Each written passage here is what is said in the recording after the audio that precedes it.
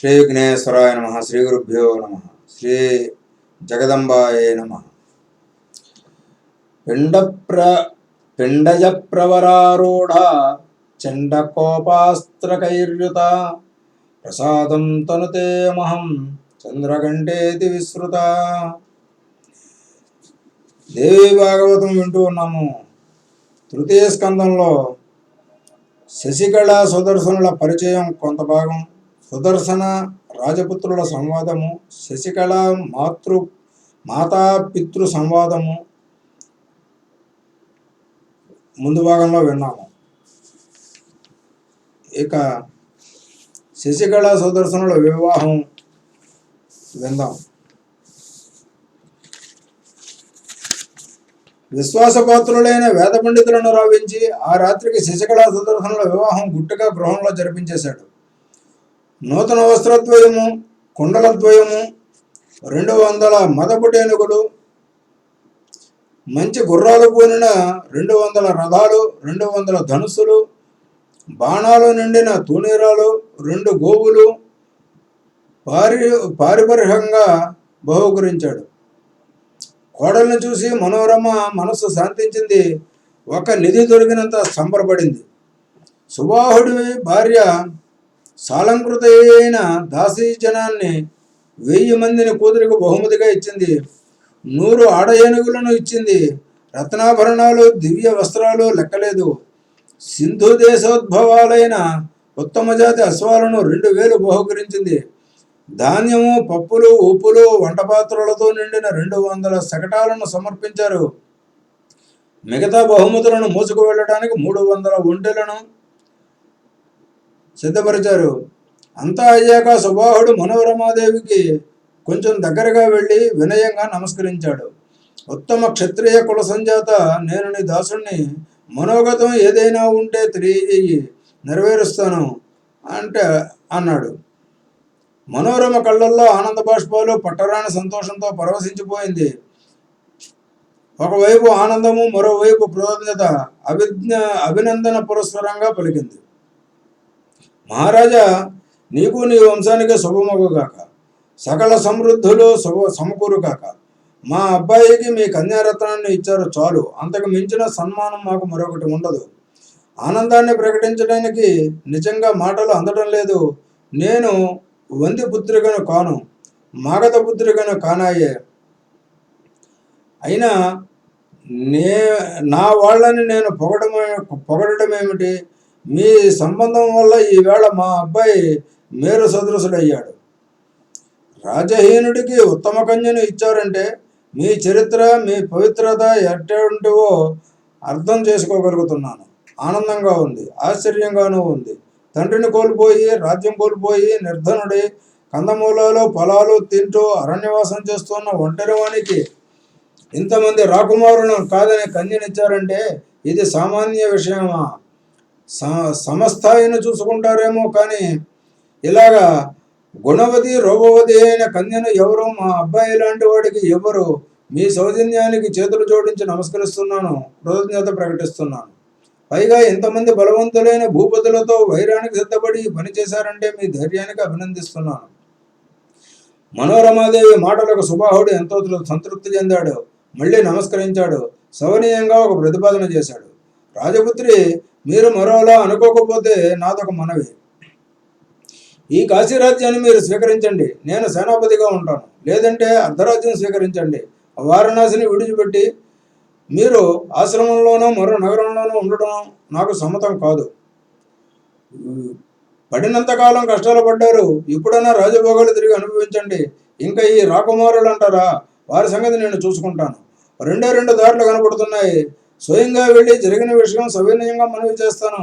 సమ్మతించి వెళ్ళిపోయారో సరే, కాదని కాలు దువ్వితే యుద్ధం చేస్తాను. తప్పదు కదా మరి. జయాపజయాలు దైవాధీనాలు. నేను చేసింది ధర్మం అనుకుంటారో అధర్మం అనుకుంటారో వారి ఇష్టము. వారి ఆలోచనలు ఎటు సాగుతాయో కనీసం కొందరైనా సమ్మతించి వెళ్ళిపోతారో అనుకుంటున్నాను. చూద్దాం ఏం జరుగుతుందో. ఈ మాటలకు మనోరమాదేవి మరింత ప్రసన్నరాలైంది. ధైర్యం చెప్పింది. మహారాజా, అధైర్యపడకు, జగదంబకను జ్ఞానించు. ఆదిపరాశక్తి భక్తులకు అపజయం ఉండదు. నీకు నీ రాజ్యానికి ఏ ప్రమాదము రాదు, అంతా సుఖాంతమే అవుతుంది. మా అబ్బాయి త్వరలోనే అయోధ్య సింహాసనం అధిష్ఠిస్తాడు. నీ రాజ్యం నువ్వు హాయిగా పాలించుకో. ఆశ్రమవాసం మాకిక అట్టే కాలం ఉండదు. మా రాజ్యం మాకు దక్కుతుంది. భోగభాగ్యాలు అనుభవిస్తాము. పరమంబికను ధ్యానిస్తున్నాను. ఏ చింత లేదు. మాకు సెలవు ఇయ్యి, మరి మేము బయలుదేరతాము అంది. అంతలోకి తెల్లవారింది. ఎంత గుట్టుగా జరిపిన కళ్యాణ సుదర్శన శశికళ సుదర్శనుల వివాహం వార్త రాకుమారులకు తెలిసిపోయింది. అందరూ విడిది గృహాలు విడిచిపెట్టి కాశీనగరం ముఖద్వారం దాటి వెలుపల మకాం వేశారు.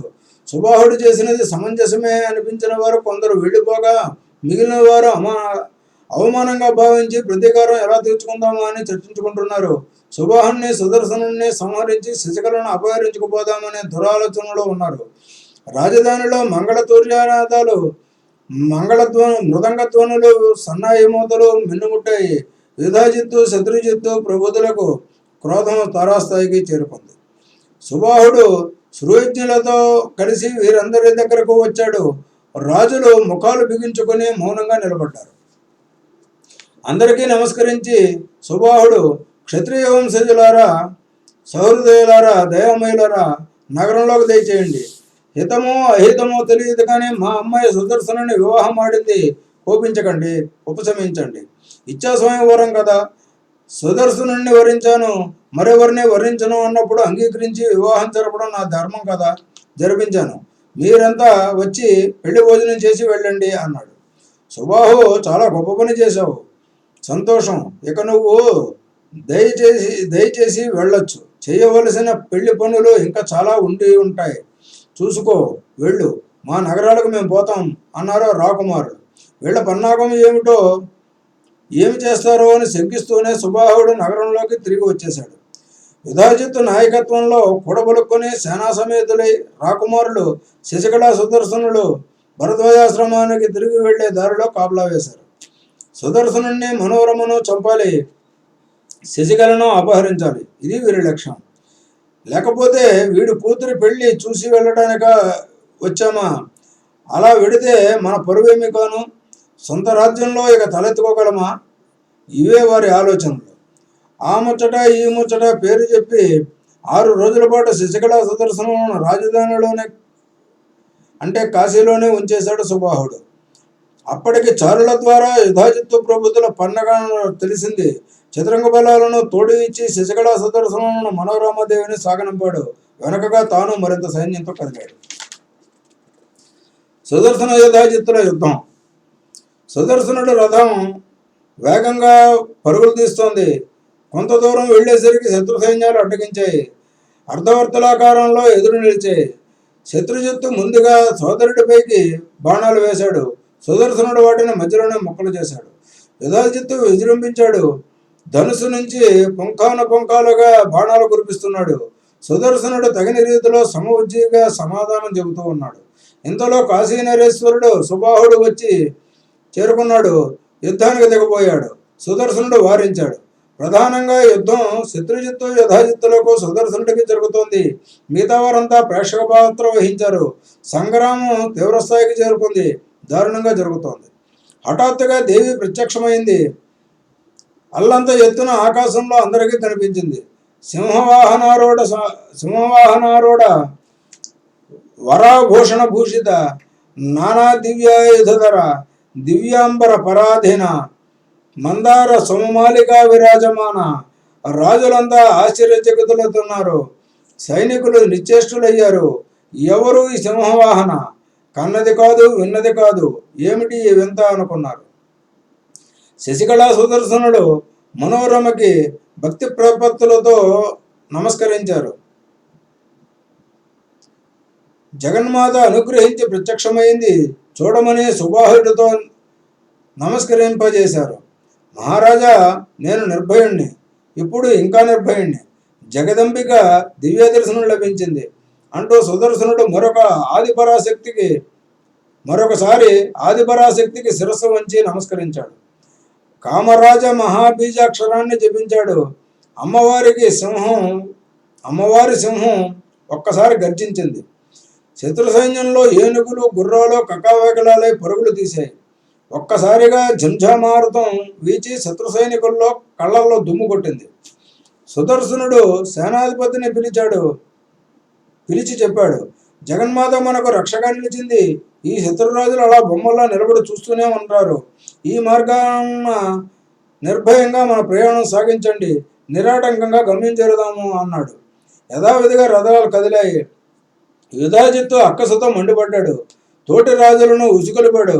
ఏమిటలా బొమ్మలా నిలబడి ఎంతో వింత చూస్తున్నారు? చంపండి, నరకండి, సుదర్శనుని నరికి పోగులు పెట్టండి. ఇంతమంది బలాఢ్యులను అవమానించి ఒక బలహీనుడు కన్నును తీసుకుపోతూ ఉంటే చూస్తూ ఊరుకుంటారేమిటి? సింహం మీద కూర్చున్నంత మాత్రాన ఒక ఆడదానికి భయపడుతున్నారా? ఏమిటి పిరికితనం? ధైర్య సాహసాలే మన ఊపిరి. లేవండి, విజృంభించండి, ఉపేక్షించండి. వీణ్ణి చంపి కన్యను అపహరించండి. సింహానికి దక్కవలసింది నక్కకు దక్కడానికి వీలు లేదు. ఇలా హెచ్చరిస్తున్న యథాజిత్తు సుదర్శనుడిపై శరవృష్టి కురిపించాడు. సుదర్శనుడు తన ధనుర్విద్యా వైభవాన్ని ప్రదర్శిస్తూ అంతకు రెండింతలుగా బాణాలు ప్రయోగించాడు. ధనుస్సు నిరంతరం మండలాకారంలో కనిపిస్తోంది. బాణాలను ఎక్కుపెట్టి విడుస్తున్న కుడి చెయ్యి నిరంతరము కుడి చెవి దగ్గరే కనిపిస్తోంది. అంబుల పొది నుంచి ఎప్పుడు బాణం తీస్తున్నాడో, ఎప్పుడు తొలుగుతున్నాడో, ఎప్పుడు లాగుతున్నాడో, ఎప్పుడు వదులుతున్నాడో ఇవేవి ఎవరికి కనిపించడం లేదు. బాణాలు మాత్రము శరపరంపరంగా వచ్చి పడుతూ ఉన్నాయి. ఏదో ఒక కొత్త యంత్రంలోంచి వస్తున్నట్లుగా వచ్చి పడుతున్నాయి. జగదంబిక చిద్విలాసం తిలకిస్తోంది. ఉన్నట్టుండి కేవలం 2 బాణాలు విడిచిపెట్టింది. శత్రుజిత్తు యథాజిత్తులు మరణించారు. రథాల నుంచి నేలకు ఒరిగిపోయారు. మహారాజులంతా ఆశ్చర్యపోయి చూస్తున్నారు. సైనికులైతే ఆయుధాలు చేజార్చి ఎక్కడి వాళ్ళు అక్కడే బిగిసిపోయారు. సుబాహు సుదర్శన కృతి దేవీ స్థుతి. సుబాహుడు చాలా సంతోషించాడు.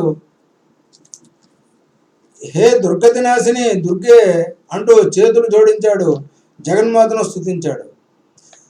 నమో దేవ్యై జగద్ధాత్ర్యై శివాయై సతతం నమః. దుర్గాయై భగవత్యై తే కామదాయై నమో నమః. నమః శివాయై శాంత్యై తే విద్యాయై మోక్షదే నమః. విశ్వవ్యాప్త్యై జగన్మాతః జగద్ధాత్రే నమఃశివే.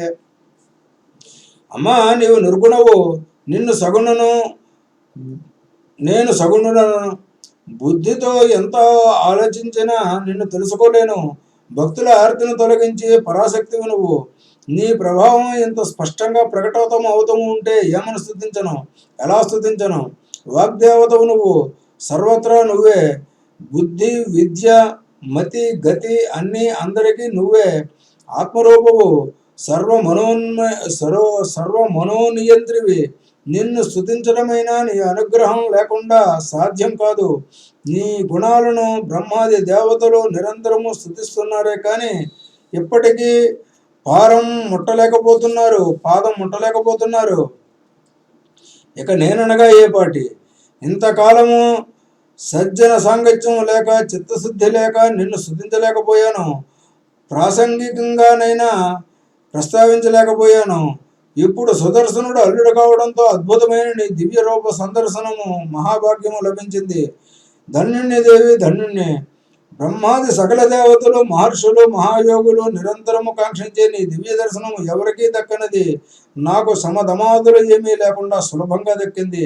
ఇది కేవలం నీ దయ. నువ్వు నిజంగా భక్తానుకంప పరాయణావు.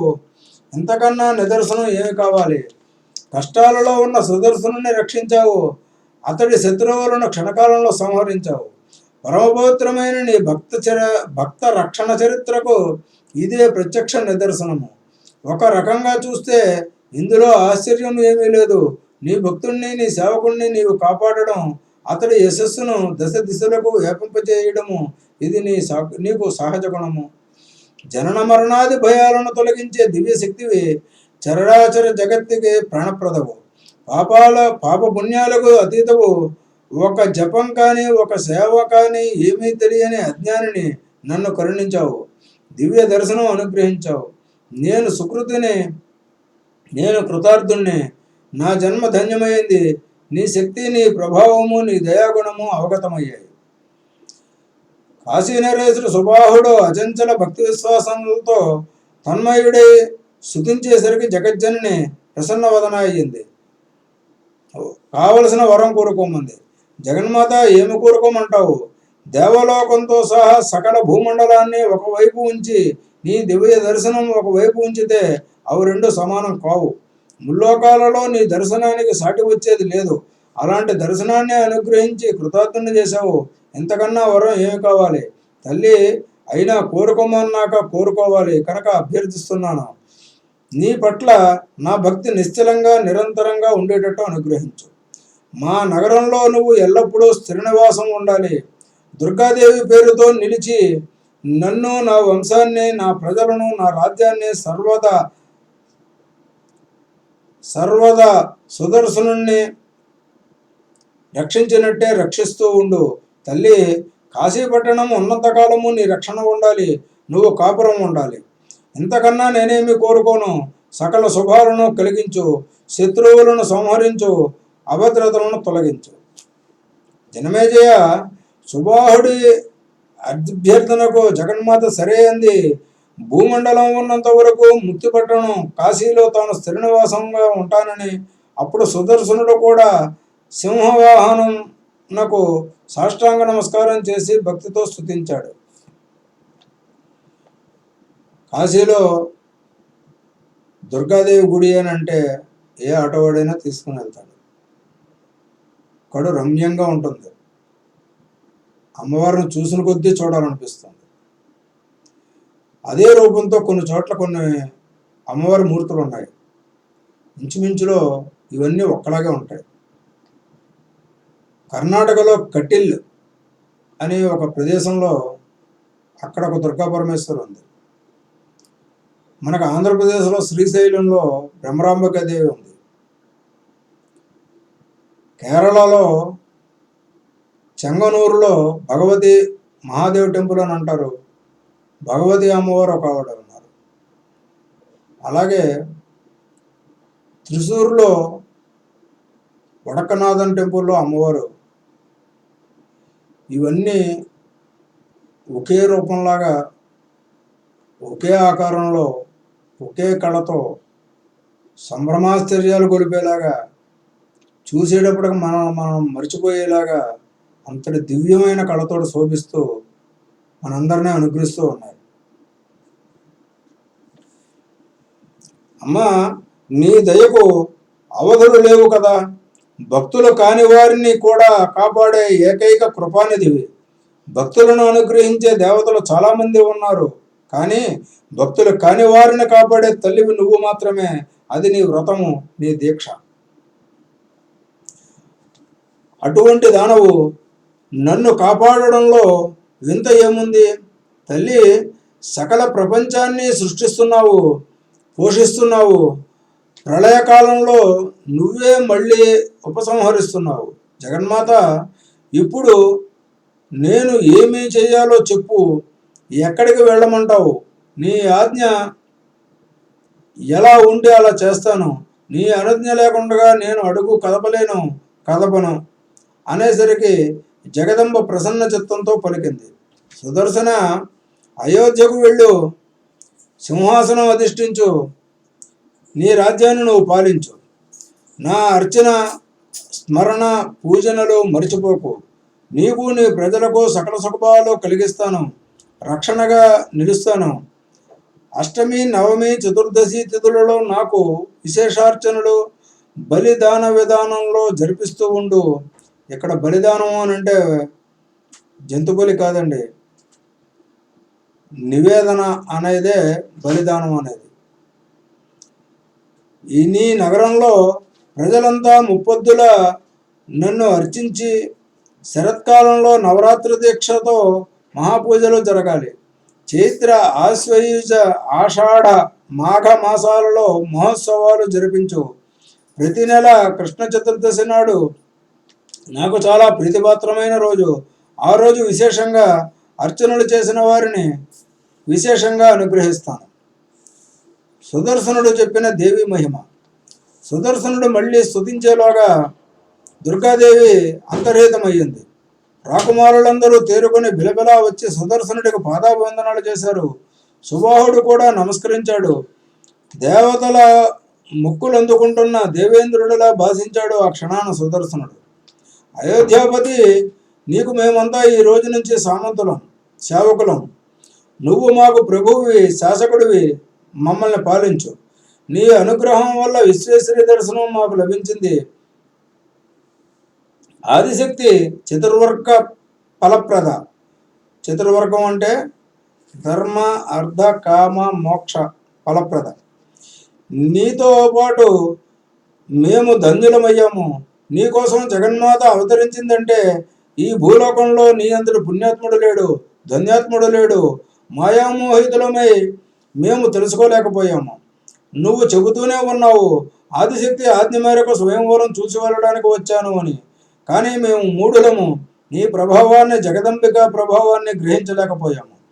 మాకు ఎంతసేపు సంసార చింతనలే. ధనము, ధాన్యము, భార్య, పిల్లలు, ఇవే చింతనలు. ఒకటే ధ్యాస. కామక్రోధాలనే తిమింగళాలతో నిండిన ఘోర సంసార మహాసముద్రంలో నిండా మునిగిపోయి ఉన్నాము. మమ్మల్ని క్షమించు, మమ్మల్ని ఉద్ధరించు. నువ్వే మాకు నౌకవు, సర్వజ్ఞుడవు. దేవి మహాత్యం తెలియజెప్పి మమ్మల్ని తరింపచేయి. మా జీవన మార్గాలను సరిదిద్దు. రాకుమారుల ఈ అభ్యర్థనకు సుదర్శనుడు సంతోషించాడు. మనసులో మరొకసారి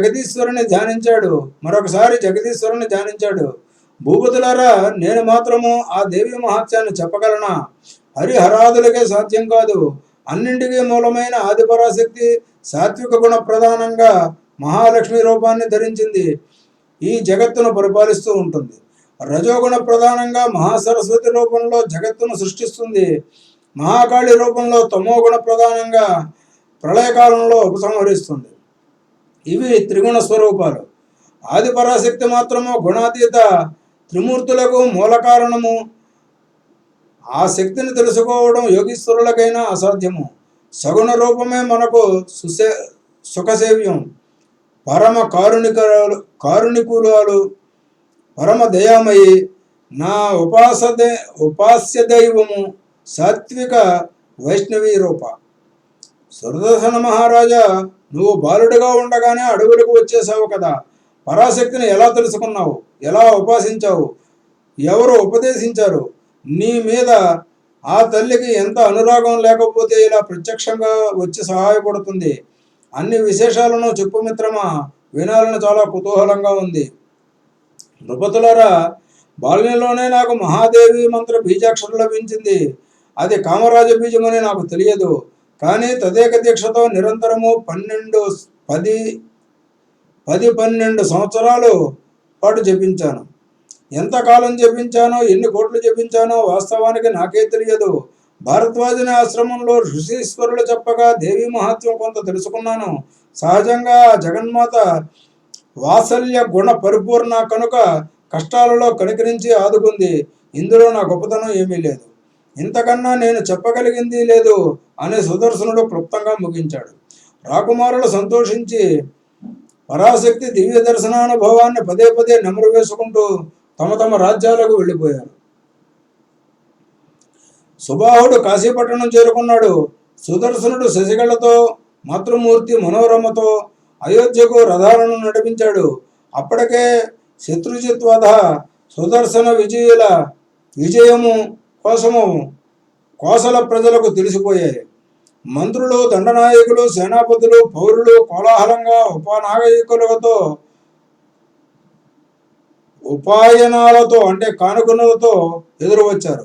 సగౌరవంగా పురప్రవేశం చేయించారు. వందిమాగదులు స్తుతిస్తూ ఉండగా, మంత్రి సత్తములు నమస్కరిస్తూ ఉండగా, కన్యామణులు పువ్వులు, లాజలు అంటే పేలాలు జల్లుతూ ఉండగా సుదర్శనుడు రాజప్రసాదంలోకి అడుగుపెట్టాడు.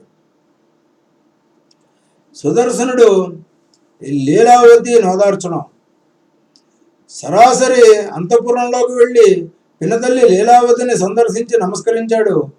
పుత్రుడు శత్రుజిత్తు మరణంతో శోకసాగరంలో మునిగిపోయి ఉంది. కంటికి మంటికి ఏకదారిగా విలపిస్తోంది. ఎలా ఓదార్చాలో తోచగా క్షణకాలం తటవపటాయించాడు. తల్లి, నీ పుత్రుణ్ణి నేను చంపలేదు, మీ తండ్రి గారిని నేను చంపలేదు.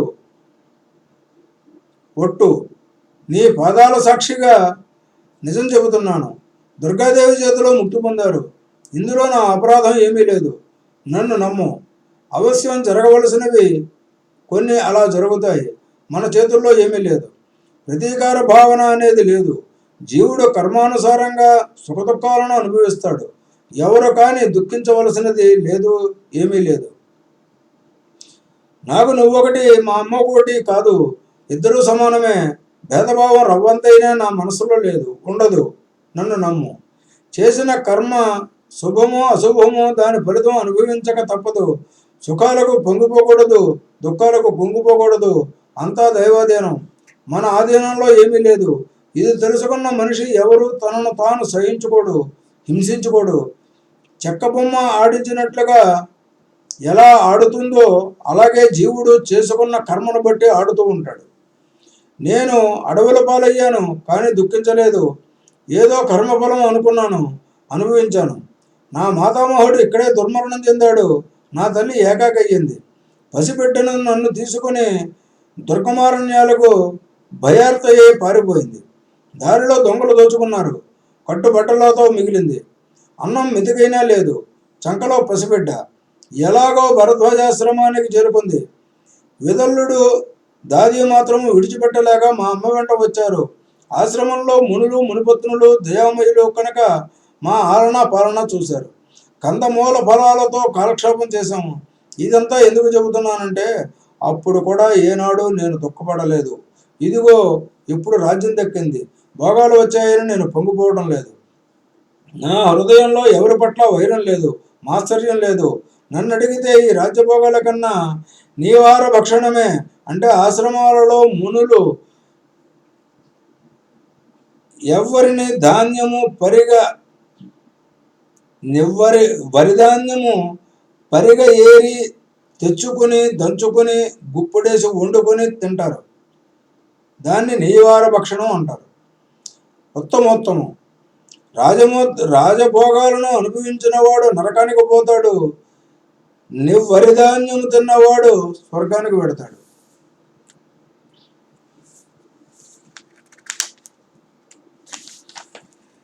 ఇన్ని